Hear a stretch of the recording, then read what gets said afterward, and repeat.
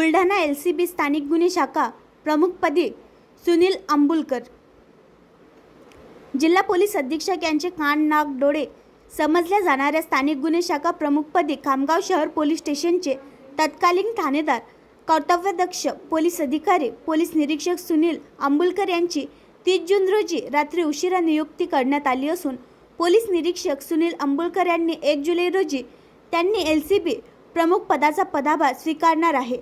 Police निरीक्षक सुनील अंबुलकर यांच्या LCB प्रमुख पदाच्या नियुक्तीमुळे गुन्हेगार तसेच अवैध धंदे करणाऱ्यांचे धाप दणाणले आहे। पोलीस विभागात LCBला म्हणजे स्थानिक गुन्हे शाखेला मोठे महत्त्व आहे। या गुन्हे शाखेमध्ये अत्यंत संवेदनशील व क्लिष्ट गुन्ह्यांचा तपास केला जातो। LCB ही जिल्हा पोलीस अधीक्षक यांचे कान नाक डोळे समजले जातात। गुन्हेगारांचे कर्दनकाळ असणारे जिल्हा पोलीस अधीक्षक IPS